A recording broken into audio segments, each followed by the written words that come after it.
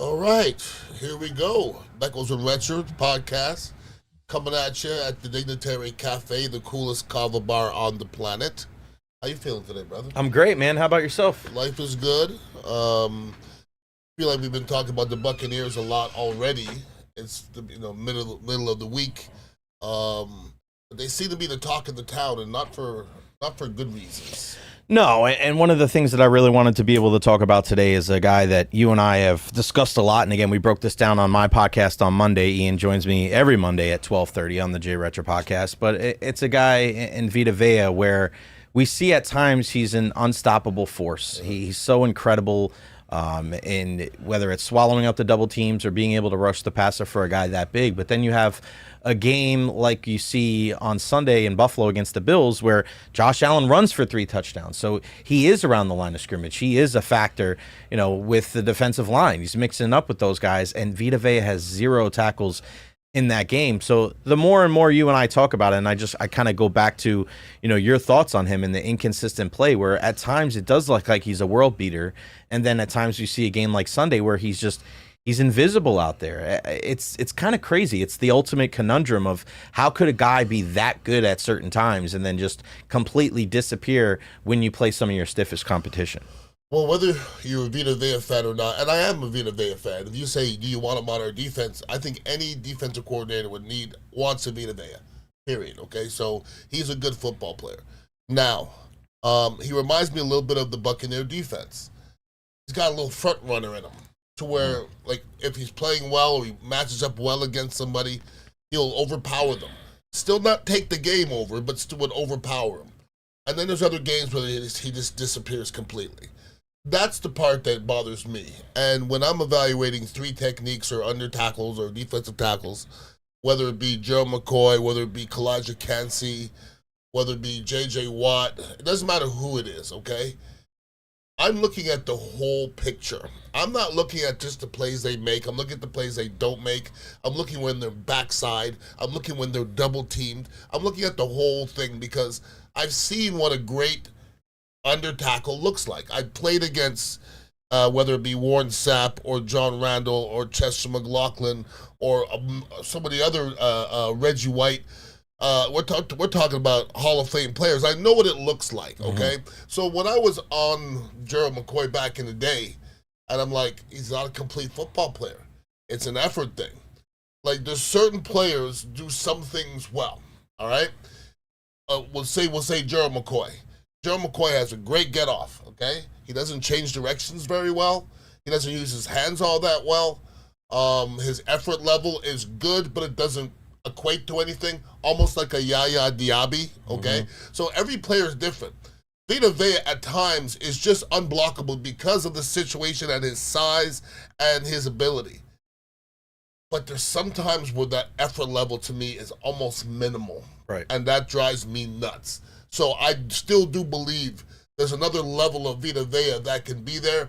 I like to get Rod Marinelli to get under Vita Vea for freaking 4 weeks or whatever and see how he would change because I just don't know if his effort level's where it should be, unfortunately. I was thinking about this today, and I talked about this on my show, and I think this kind of is the underlying reason why there's been some difficulties on the defensive side of the ball. Who has been the most consistent player on the Buccaneers defense this season? The most consistent player on the Buccaneers. Just a couple of players. Like, if you put a couple of guys out there, who would you say? Well, Jamel Dean's been getting hurt, but he may be So one but I don't know if I could put him. I don't know if consistent because he's been getting hurt and he's been in and out of the lineup. Right. I guess Levante David, although there's times in coverage I'm not see what I'm it. saying? Would you say like a guy like a Jacob Parrish? He's played really good this year. Right? Okay, so this is my thing. I don't sit there and watch his film, okay? So I hate to say that he is, but he's definitely overachieving. Okay, all right. No doubt. That's Elijah Roberts, who's gotten in there. Every single time he's gotten in there, he's made some plays, right? What are those? Tyke Smith has been really good this year. Yeah. What's the problem there? They're all young. They're young football players, yeah. Think about that. Just the fact that you can't say that it's Vita Vea. You can't say going into the season, you and I spoke about the best players on this defense. Who are the top 3 players on the defense? Who's the most consistent players on the defense? The fact that we are this far into the season, and I can ask you that question that watches every Buccaneers game, and you can't say Vita Vea, Levante David, Antoine Winfield Jr., Yaya Diaby. That's a problem. Yeah. That's a problem that you cannot say that it's one of those 4 guys, because there was a lot of people saying Yaya Diaby's going to be a 10-sack guy. All right, got to prove it. Yeah, Vita Vea disappears like he did in the game against Buffalo. Antoine Winfield Jr., he's been good, but I don't think he's been up to the level where a couple years ago people thought he was going to be Defensive Player of the Year. Correct. The fact that it's a couple of rookies and a second-year guy, I think that's part of the problem when it comes to this Buccaneers defense. Well, our defensive problem is almost the same thing as our offensive problem. Once again, we don't know really what we are. Like, we don't know. Like, the great teams will go into a game and go, okay, well, we do this so well that this team can't stop us. What is that for the Buccaneers? Okay, I'm talking on both sides of the ball. I'm talking about it 3 times, even special teams if you want. We don't do anything on special teams that well to take advantage of anything. We don't run the ball consistently enough for us to go, we will run the ball on this team. Right. We don't have consistent enough play from our tight ends. Our wide receivers, Obuka, one day he's a number 1, then he's a number 2, and even whether he's number 1, 2, or 3, he can't be that guy, okay?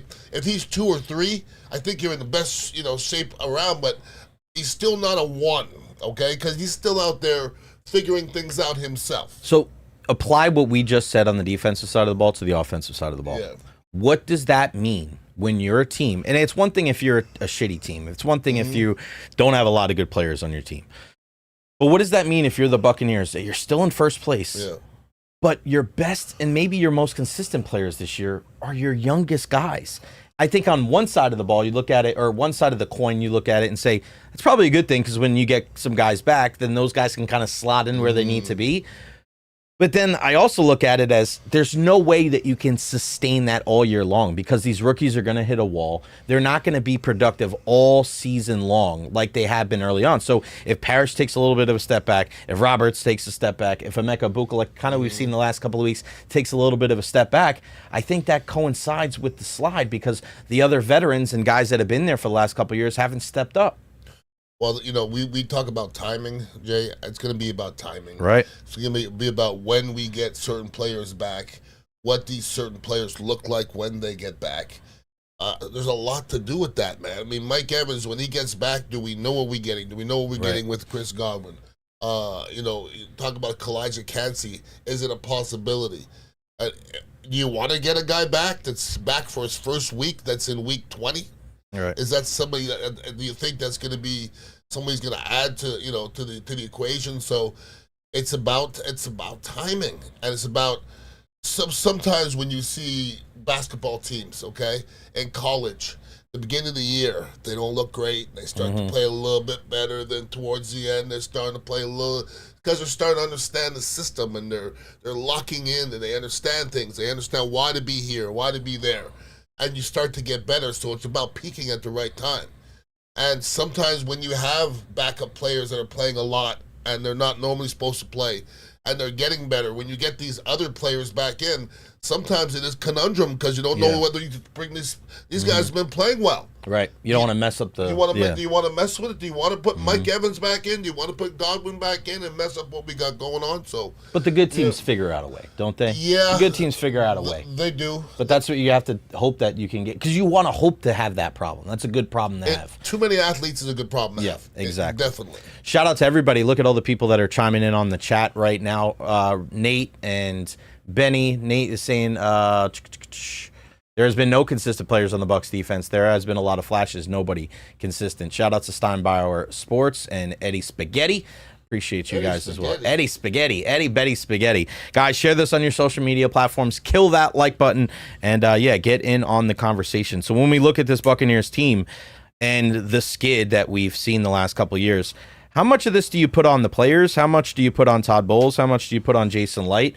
Because I think one of the big things is not being able to get home with 4, not being able to get home with just a standard pass rush. You're relying on Todd Bowles and his exotic blitz package for you to be able to get pressure to the quarterback. But I don't know if people going into the season were so convinced, even bringing in Hassan Reddick, even Yaya Diaby supposedly taking that next step and, drafting a guy like David Walker, who we didn't get a chance to see this year. I still think there was a lot of people out there wondering if they did enough to bring in guys so they could just rust the passer, sending 4 guys home.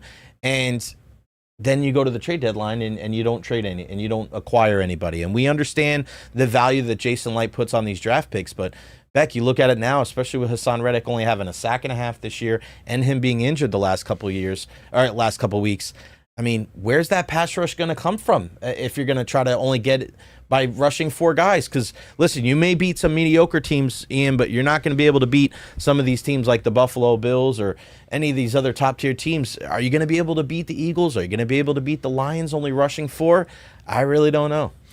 That's why it's hard to be good in the NFL consistently, okay? Because at the beginning of this season, we would have said defensively, this Buccaneer defense is going to be good if, okay, then we start from here, right? If Vita Vea stays healthy, right? Stay somewhat healthy to this point. If Kalijah Kancey stays healthy, he hasn't stayed healthy. Then we start talking about if Reddick is who we think he may be. Not who he is, who he may be. Who Kalijah Kancey may be, who Yaya Diaby may be. You see where we're going with this? A lot of ifs, a lot of coulds, a lot of woulds, shoulds. Other teams are like, well, that guy can play. That guy, you go with the Eagles. That guy can play. That guy can play. That guy's knowing to play. I know he can play. But we got a lot of guys that we were hoping. We had a lot of guys that we knew can play on the offensive side. They all went down. And I don't know if you can blame anybody. You can't blame anybody. Some people say, oh, you blame the training staff. You can't blame anybody for that. But on the defensive side of the ball, and again, we show him a lot of love for all the good things that he did. Yeah. Jason Light's got to wear some of this. He really does, because I just don't think he's done enough to fortify this pass rush, whether it's spending multiple draft picks, whether it's trading for a guy. And I'm not saying you had to go out and get a Max Crosby or go out and get, a Trey Hendrickson, but man, Jalen Phillips was available. The Eagles went out to get him. I mean, that could have been a guy that you kicked the tires on. You need something. You got to throw. That's always a position you want to throw numbers at, because now you're relying on Anthony Nelson to have a performance like he did against the New Orleans Saints. And Ian, that happens once or twice a year. If he was that consistent, you probably wouldn't have had to go get Hassan Reddick in the first place. Sure. And listen, we've talked about Todd Bowles and what he's accomplished despite not having a great pass rush throughout these years. If we rewind to the Super Bowl when the Buccaneers beat Kansas City, I don't know if he blitzed one time, and we didn't have to blitz. Yeah. We just sent 4 guys. And you know what? You know what makes you look good? Sending 4 guys, and 4 guys are getting pressure. Now, we always talk about the Buccaneers being a high percentage blitzing team, and they 100% are. I think the statistics were the Buccaneers were top 4 in blitzing percentages. But here's the other statistic. They're on the bottom 5 of pressure. They don't go together. Those 2 statistics don't go together. If you're a top 4 blitzing team and a bottom 5 pressure team, that means the equation's not working. It means it's not getting there. It means the equation's not working. Because if you're sending extra guys, which is what a blitz means, that means you're putting extra pressure on your DBs. So if you're not making that quarterback get rid of that ball faster, then the equation's busted. And that doesn't come down to, sometimes that is personnel because we're not beating guys one-on-one. Sometimes it's Todd Bowles having to call something. He doesn't have a choice. Right. If you have 4 guys that aren't getting in, you just can't keep on doing that all game long. You got to kind of trick people. Or you got 4 beasts up front, which we used to have in the past. In the Super Bowl years, we had 4 beasts up front. And you know those guys are going to get there. You can play coverage behind them. So there's a little of blame for everybody. I don't put it on one thing or the other. I give it a little of all of them, because when it works, we give everybody the credit. Now it's not working, everybody's to blame for me. Now you go up and you play the Rams in LA, and the expectations, I think, for this game right now and the fan base is so low because of what's happened the last couple of weeks. But it's kind of ironic because when you look at the kind of the rankings and some of these power rankings that you've seen this week, a lot of people have the Rams at number 1. So for as bad as we're talking about the Buccaneers, if they go to LA and beat the Rams this week, right? Like, everything flips on its head. Sure. And everybody goes, wow, look at the Buccaneers. They always find a way. They always find a way to bring it back. And then everybody talks about Baker, and we talk about Todd Bowles and the genius. So it's such a week-to-week league in the NFL where it's the sky's falling. But all it takes is one game sometimes to kind of flip everything around. Well, 4 weeks ago, who was everybody talking about? Yeah, the Bucs were the number one team. Bucs were the number one team. Now we're 4 weeks later. And I would say this is real, because I try to keep it real, okay, with my commentary. If anybody thinks the Bucs are going to beat the Rams, I would look at them and go, why? Mm-hmm. What are they proving? Like, what would make you think right at this moment with what's happening with the Buccaneers that the Rams are going to go to L.A. and beat the Rams? I'm not saying the Bucs aren't going to. They might. But there's nothing that you've seen in the last 3-4 weeks to make you think that the Buccaneers are going to do that against a well-coached team in their house right now. So the Buccaneers are in a funny position right now because, I know everybody's giving us all these scenarios. Well, if we lose 4 in a row and then we go 6-5, then we'll just win 4. Boy, it's just not that easy because the Saints don't care, Carolina doesn't care, and Cardinals don't care, and the Bucs aren't good enough to just say we're going to beat somebody. Okay, so I think it's very important the way they represent themselves this week against the Rams. Right. Is it more important how they play than if they win? Yes, in a certain way? In a certain way. Like, if you get stomped, if you get, just stomped in L.A., then they got to be looking around like, we got to make some changes. Mm-hmm. But once again, if you lose 5 games in a row, look around and see how many Super Bowl champions have lost 5 games in a row in the middle of the season. It's not going to be a big number. So you need to figure something out. You just can't keep on. And you can look at it and say, oh, we've won most of our games. You can also look at it and say, who have we beaten? Other than Seattle, that was a really good win. That's a good win. But really other good than win. that, we've lost. But we're getting farther. Team. We're getting farther and farther away from that. About that. All right. So something else happened over the weekend, and we didn't get a chance to talk about this. But now that we know that his 1-game suspension has been upheld, Jamar Chase spitting on Jalen Ramsey, and he says he didn't do it. Sure and I think it's funny that I think it's funny that a guy would say that knowing that there's freaking cameras everywhere, knowing that you would get. And I don't know if it was he tried to spit on him, if it was just in the middle of him talking smack, and he was regardless. I don't know if there's an excuse for it, but a lot of people are looking at Jalen Ramsey going, "Hey, you respond in that way. What would you do in that situation?" If you're on the football field, you're jawing with somebody. First off, did it happen to you on the field? Yeah. And it did? Yeah. Who? Do you know? Sterling Palmer, yeah. Sterling Palmer? Yeah. What team? Washington. Yeah. Yeah. Did anybody see it? No. Tony was next to me. It was the last play of the first half. Whoa. Last play of the first half. We scored a touchdown. We're kicking an extra point. And I just look up to look for the ball, and he literally just spat my face. Oh my god! And when I mean, Jay, I've never been this upset. And I'm you got heated, right? I'm pretty calm. I think you told me about maybe. When I mean heated, I mean like I was pacing like a caged animal. Like Sam White was like, "What's wrong with Ian?" And Tony's like, "Somebody spitting." I was irate. Whoa! And before the half started, I walked into their huddle, and I said, "You won't finish that. You won't finish the game." And I knocked him out of the game. Wow.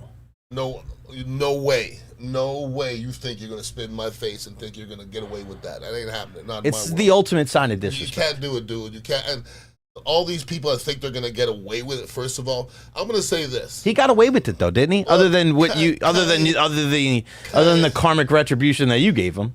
Almost. I mean, what's the worst thing? They're going to fine him $50,000. No, they're going to fine. You're going to get suspended again. You can get suspended. Like we still now. But I'm going to say this. For people that have never been on the field, watch when you say, how can that happen?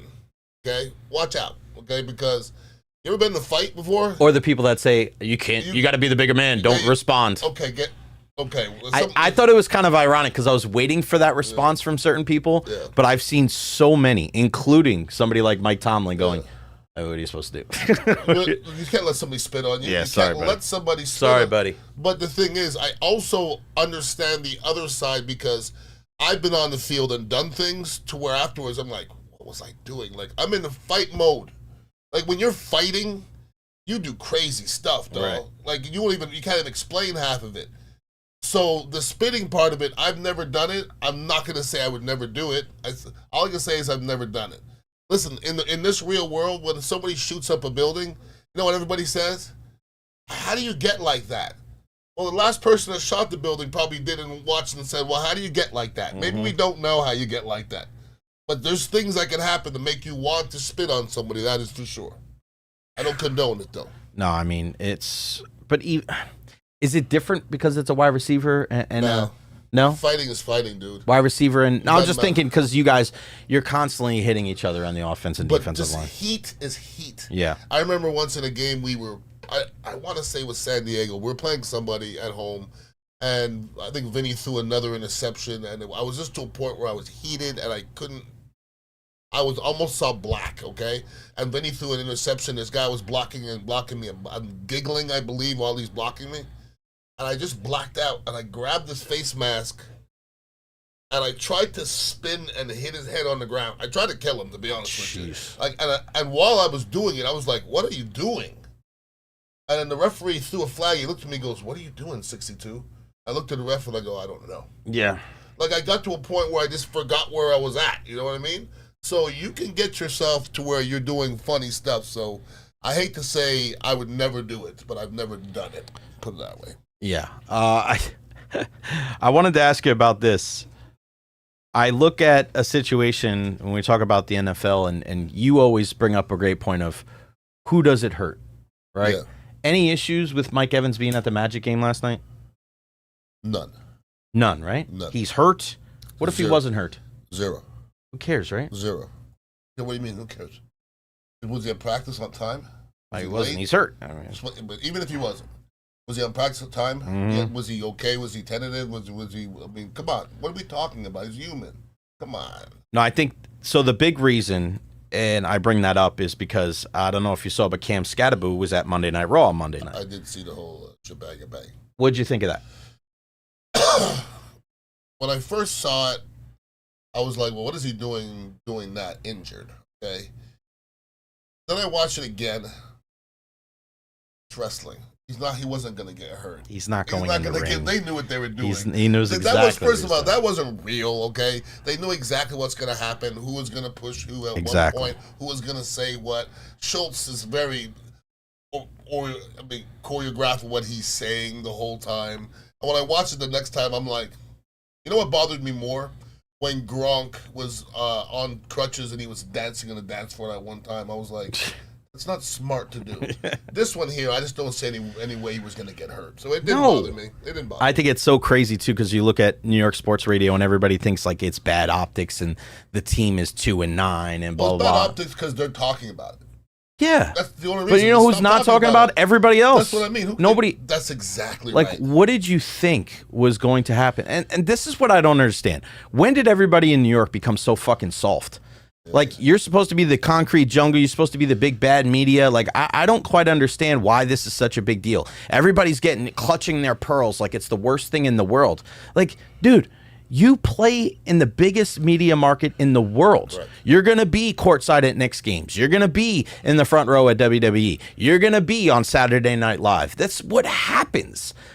Why are you surprised? And it's also John Cena's last Monday Night Raw appearance. There was actors there. There was a lot of dignitaries from around the world that were there. Cooper DeJean was there. Big Dom and Philadelphia Eagles were there. Comedians were there. Like, it's just so weird. Who's talking about it? The New York sports. Everybody. It's Everybody's talking about it. And Skattebo, listen. Who cares? He's hurt. And it's a Monday night. They're off Tuesday anyway. Correct. So who gives a shit? If you're Skattebo, listen to the real part. This is a reality of it, okay? He has to already start thinking about football, life after football. Okay? He'd be perfect. If say happy comes back next year, hurts himself, okay? And he can't play football again. WWE sounds like a good option, don't it?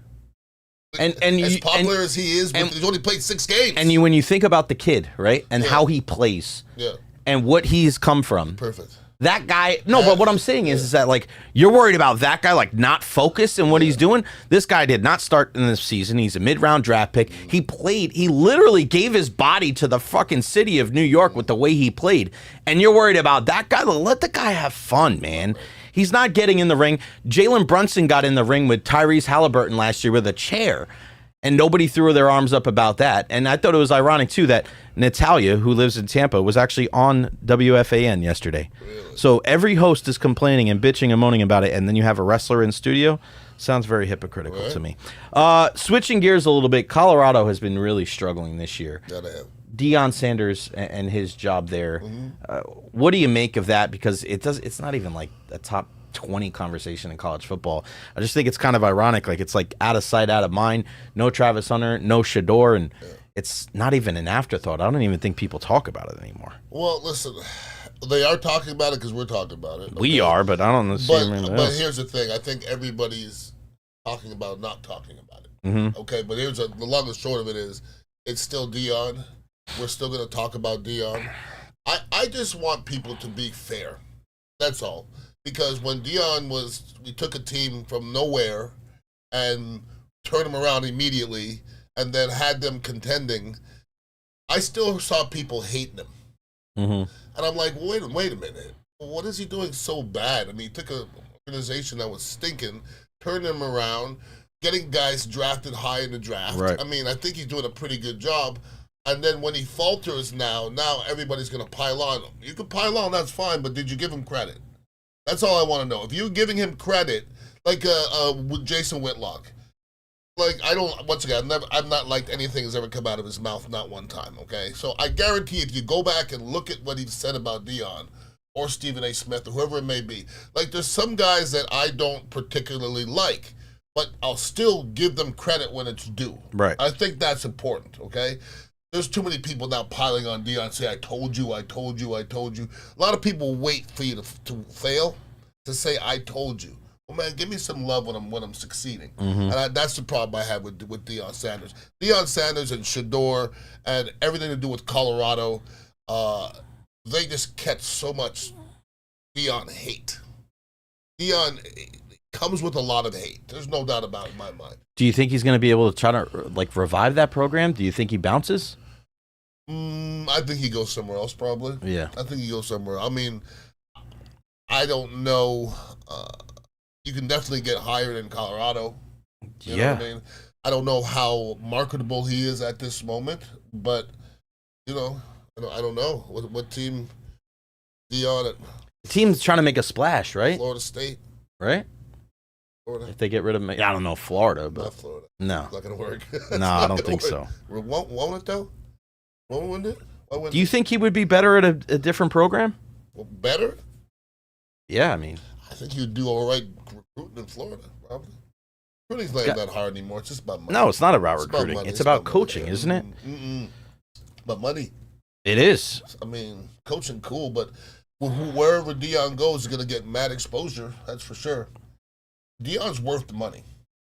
In that aspect of it. I think every aspect. But if you can't coach and you don't win, eventually you're going to lose. Well, before Deion got to Colorado, I bet they didn't say Colorado 10 times in 3 years. No, of course not. And now they say 10 times every 5 minutes somebody say Colorado. That's not as much, somewhere. Though, now. That's not what as I'm much, saying. But still, we're still talking about it. We are, but if I wouldn't have brought it up, we wouldn't have talked about it. Deion's still there. That's why we're talking about it. No, I know, but what I'm saying is eventually, if you're just a footnote, then what? If you're still at the bottom, eventually that kind of thing wears off. But it wears off. But if Deion wasn't there, we wouldn't be talking about him at all. No, of course. But we're comparing it to the bottom, right? Sure. Your goal is not to be higher than the bottom. Your goal is to win, and your goal is to make money. Your goal is to bring your organization up regardless of what's happening. I think Deion is that guy. Yeah. That's for sure. But you need to win. And that's the other thing, too. Ultimately, with Coach Alex Golesh, a lot of the talk now is, what's the future of Alex Golesh? Is he staying at USF? They asked him the question yesterday or Tuesday if he interviewed for the job at Oklahoma State. He said no, but it doesn't mean that his representatives haven't talked to the people at Stillwater. And regardless of what's going on with the future of USF, I mean, you got to put yourself in a position to succeed as far as your loyalty's got to be to your family, right? And the generational wealth you have an opportunity to build. if you can make twice or 3 times as much money, I don't give a crap if the stadium's coming up in 2 years. You got to go get the bag, right? Because they can get rid of you at any time. This is what I'm not going to do, okay? I'm not, I have no exceptions for this one. I don't care if it was Cohen or whoever that left in what circumstances. If you want to take your team, your family, and go somewhere and get a job somewhere else, go do it. Doesn't matter if I think it's okay, because if I want to do it, I'm not going to ask you. No. It shouldn't matter, okay? So, to me, Golish being here, he can say anything he wants to while he's here, okay? It doesn't matter. He can say, I did it, and he did. It doesn't matter, okay? Because when he leaves, how many times has that happened? All the time. Almost every single time. And the whole when the Cohen thing was going on, well, he lied. He had to lie. If you go on an interview and you come back and you're like, well, I didn't like this, and this, I pass. And then they come back to you and they go, well, we changed this. We're going to give you this, and this. And then you're still a coach on this one team. You're not going to say, hey, guys, well, I'm going to go back for another interview and see if it's going to work again. You're not going to do that. No. Okay, that's just not human nature. So I didn't blame him for anything. If you're a Bucs fan, you could be butthurt, that's fine. But if that guy was in your family, you would understand wholeheartedly why he did. If it was you, you'd understand it too. Alex Golish was supposed to be on the radio today, and he had an interview at 5:05, and he canceled it. That's not great. That's not a great thing right now. Where there's smoke, there's fire. Yeah, there's some. You would think, right? Yes, where would be a place where he would go? Oklahoma State, Arkansas. His wife's from Arkansas. Okay. I mean, I'm looking for places that are going to give me a lot more money. If I was a place like Florida, like that's to me. I mean, I get it. You know, I can't fault a guy for taking the money, right? At the end of the day, they can fire you, and what do you have then? Like, you'll still have your family. People will throw you out so quickly in college sports. And is there any better gig right now than a fired college football coach? Please. Right? All that money, who gives? And for all that's, why would you want to live in Stillwater over Tampa? It doesn't mean that's the last place he's going to coach. Like, what if you do well there, and then you parlay that into the Texas job or the Oklahoma job, or the Penn State job? Like, you don't know. So for me, it is what it is. I've almost reserved the fact that he's going, and I don't have any like inclination either way. But it just seems like if you want to stay, you can stay. But there's just so many jobs. I don't think we've ever seen this many job openings. Like, Florida State's not even open yet, but Florida's open, LSU's open, Penn State's open, right? Like, that's 3 huge jobs, man. James Franklin just took the Virginia Tech job. Arkansas is open. So, like, people may not think, oh, Arkansas is a big job. Arkansas's got a shit ton of money. And let's not forget, they just hired John Calipari as their basketball coach. So they want to make a splash on the football side. So for me, if you're Alex Golish, you have to be looking at this as a person that's, free enterprise in the world. Like, you're like, now may be the best time to go out and get the bag and get my chance of to be able to move up the ladder. It sucks for us here in the Tampa Bay area because of what he's been able to do, but I mean, he's got to think about himself and his family more than anything else. And I think us in here in the Tampa Bay area as USF fans have to understand we're going to be a stepping stone forever. That's just the way it is until we are either in the SEC or the Big Ten. Yeah, so that was going to be my next question is like, until when? Until you're in the SEC or the Big Ten. Yeah. What about the ACC? Unless you're Clemson, okay. But that's what I'm saying. But like, that's if only you one team. If you get to, Florida State. I mean, that's one of those jobs. Florida State. Once again, if you have Florida State though, and I can name a good 8 teams from other conferences that you would go to from 100%, Florida State. 100%. Michigan is better than Florida State. Ohio State is better than Florida State. As far as you're talking about, as far as the job goes, Yeah, just there's certain basketball like Indiana, even though Indiana hasn't won a lot lately, it's still a primo job. Oh my God, in basketball, and those things don't change. They don't change. Right. Yeah, and I'm wondering about that. I think that's the next step, though, to go to the ACC.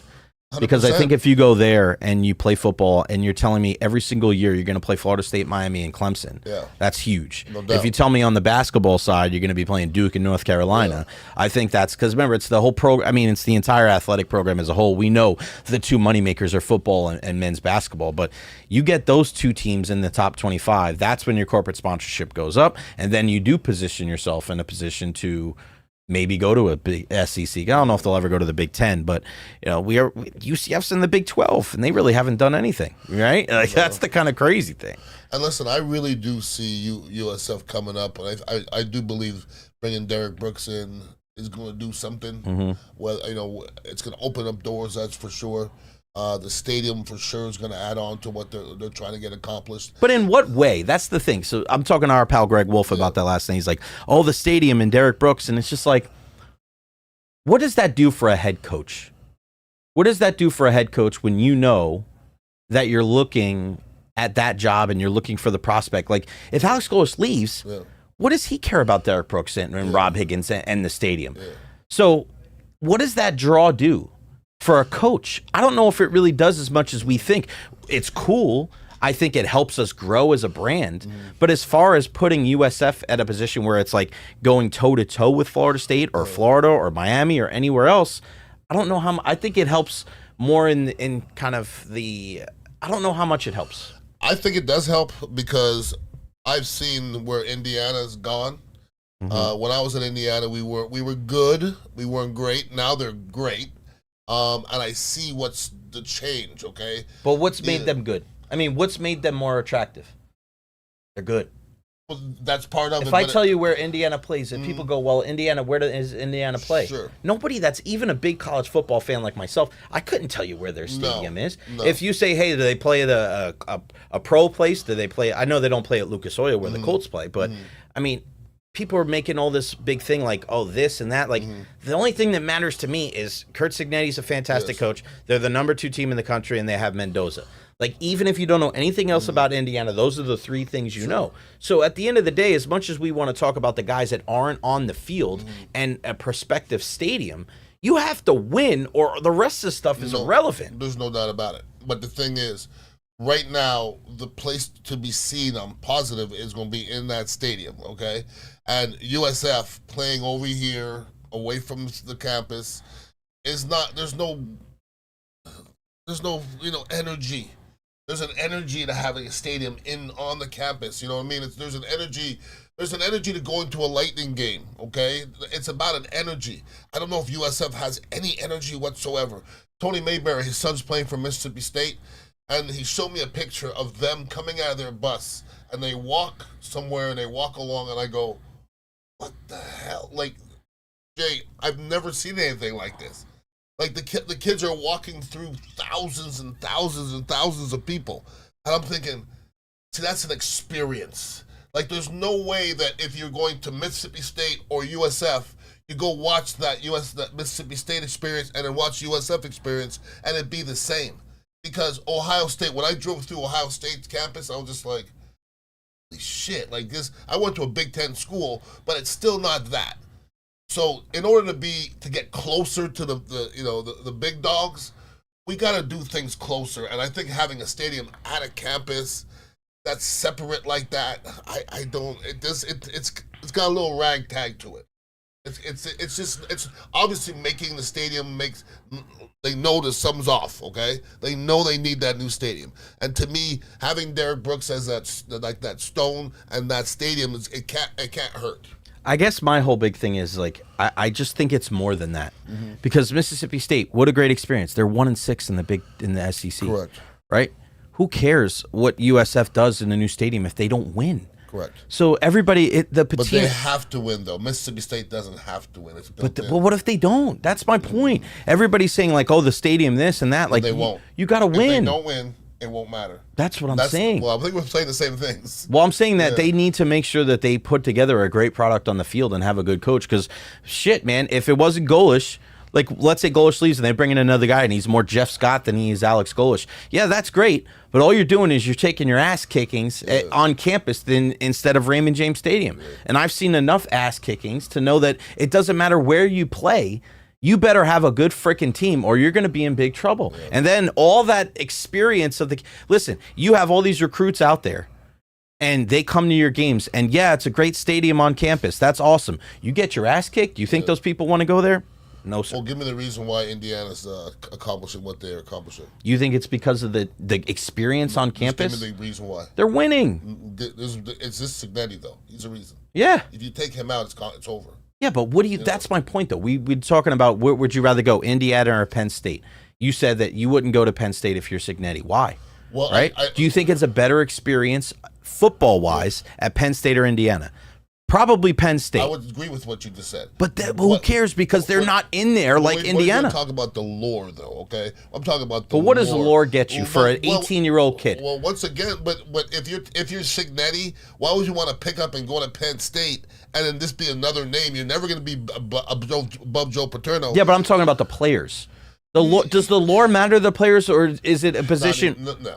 That's my point. No, it doesn't. I don't care about luring one coach. I learned the most important thing. Exactly. But that's my thing. We're talking about so many different things. We're talking about the stadium and bringing more people in and talking to attract a coach.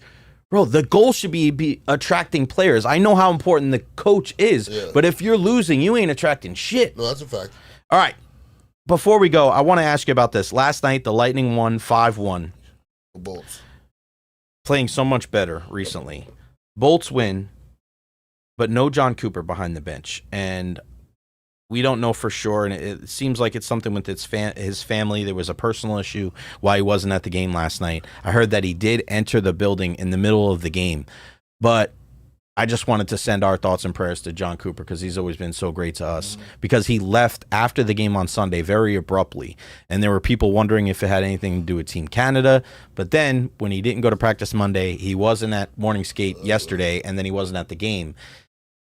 You don't want to speculate, but we're hoping that, whatever it is, that it's not anything too serious with him and his family. And, like I said, he was back in the building last night, which is a positive sign. The reason why I bring it up is I was curious, did you ever get into a situation, whether it's at the collegiate level or at the pro level, where you didn't have a coach there, and what kind of adjustment did you and your team make?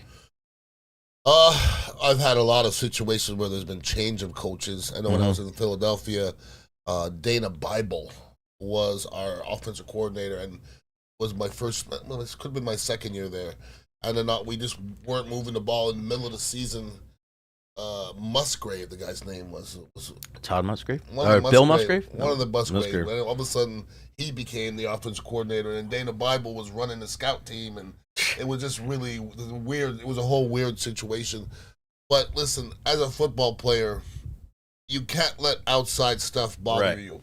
Okay, I've said that to you many, many times. Yeah, but that's what this is the reason why I brought it up, because it is unique, right? Like, this is only the second game he's missed this entire time. Yeah. So even if it's just for one game, could there be a little bit of a win-one for the Gipper mentality? Of course. Yeah, right? Listen, what you don't want to do is let down your coach. No doubt. When he comes back and puts the film on.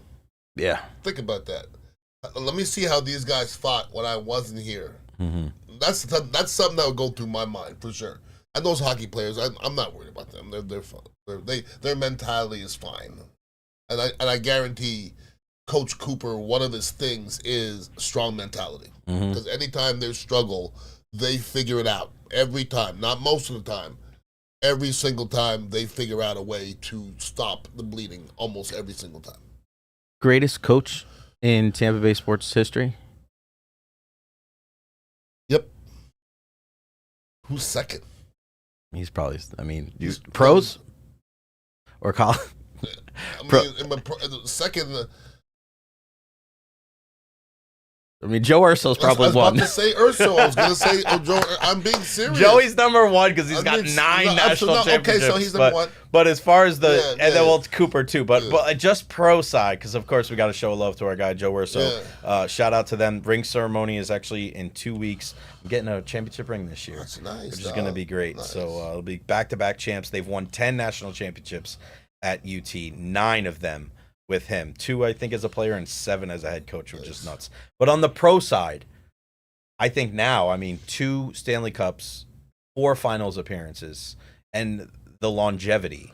I don't think it's close. No, it's not close. Who's 2 in pros?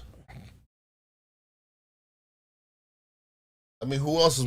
John Gruden won his championship, but you can't give it to a guy who only had 1 year.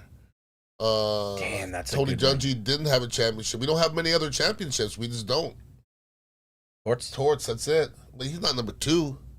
Might be. He might be. Arians? I would put Torts above Arians. What about Gruden? I'm not putting Gruden above. He didn't create nothing. But that's what I'm He saying. didn't create nothing or sustain anything. Isn't it crazy? It's a football town, but the two best coaches could be from the hockey team. That's factual. And then you got to put Joe Madden in there. I mean, I know we didn't win. Put but... Madden above Gruden. It's my list. But you talk about the growth, right? Yeah. A team that was, you know what I mean? Like, holy shit. Well, once again, when you talk about doing a great job as a coach or a leader, it's what did you start with and what did you end with? Right. Okay. So Madden is comparable to Tony Dungy. 100%. 100. Actually, almost the same, other than Tony Dungy handed over a championship team. Yeah, that would have been if Kevin Cash came, that would have been kind of crazy if Cash came in after Madden and won the championship like Gruden. Yeah. That's a good question, though, number 2, because do you give all the guys that won the championships, other than Cooper, it's got to be Torts then? Because he was the only guy that was here for, Arians and Gruden weren't here that long, and they really didn't have sustained success like that. What about my boy Coach Storm back in the day? Yeah. Who's the Storm coach? I don't know. What's his name? I don't know. They paid you. That funny guy there. That funny guy there. He's a funny guy. He was funny. Holy guacamole, is the Hooters open? Unbelievable. All right, that's going to wrap it up for us. What do we got going on at the Dean and Terry Cafe this week, brother? We got Thanksmas coming up. Nice. And if people Friendsgiving? Yeah. Which one? Thanksgiving. Franksgiving? Everybody bringing your own Franks. No, if anybody needs somewhere or doesn't have somewhere to go for Thanksgiving, we have it going on. What day is Thanksgiving? What day is Thanksgiving? Yeah, Friendsgiving. Then he's gonna look at a flyer. Is it Thursday? He's gonna laugh at me and look at the flyer. And I'm laughing because you asked me. I mean, well, I know it's a Thursday. Is it on Thanksgiving, the day of? It might be. I don't No. know. What are you doing for Thanksgiving? I haven't thought about it. No. To be honest with you. What'd you do last year? You remember? You don't remember. No. I probably didn't do anything. I'm going to New York. Yeah? Yeah. See Ma Dukes? Yeah, I mean, I leave Saturday night. One of my players, my buddy Alan Gutcher that made Beacon Bets. Yeah, Beacon Bets. His son Danny's getting married. Oh, nice. In St. John. Really? You know where that is? Saturday, all right. You know where that is? By St. Thomas? No, I have no idea. In the islands? Oh, yeah, been there. So Saturday I fly to Puerto Rico. Oh, my nice. layover in Puerto Rico is 17 hours. Whoa, Puerto Rico. So I have to stay overnight in Puerto Rico, and then Sunday fly to St. Thomas. Get your Puerto Rican girl down. No. Get your Rican girl down. And then I fly back. I'm there. The wedding's on Monday, and then I fly to New York on Tuesday, and then I'll spend the whole week. You coming back with a Rican girl? That ain't the craziest thing in the world. Ain't be the craziest thing in the world. Like your Rican girl now, you know. And then I fly back Sunday for the game, like a crazy maniac. Okay, there you go, man. All right, Cafe. 4817 South West Shore Boulevard, is that right? Yeah, 4817 South West Shore Boulevard. The best kava and kratom in town. Come check us out here. Of course, we do our show every Wednesday. Ian has his stream for the NCAA. What? Saturday, thanks. All right, we were talking about this. We already talked about that. Ponzo's here. I'm 10 seconds behind. He's 10 seconds behind. But yes, Ian Beckles Show on YouTube, Ian Beckles Show on Instagram. Check out the stream. I was watching it the other day. Indiana beating the brakes off of people on my brakes beat NCAA. off me sometimes too. Yeah, you know that you got to keep it fresh and funky as well. One of these days, I'll stay and hang out and watch Ian do it. But yeah, Ian joins me every Monday at 12:30 on the Recher podcast. So we're always having a lot of fun. And again, no show next week because I'll be on vacation. So happy Thanksgiving to everybody out there. Yeah, man. We love you guys, and we'll see you in 2 weeks right here on the Beckles and Recher podcast. Deuces. One love.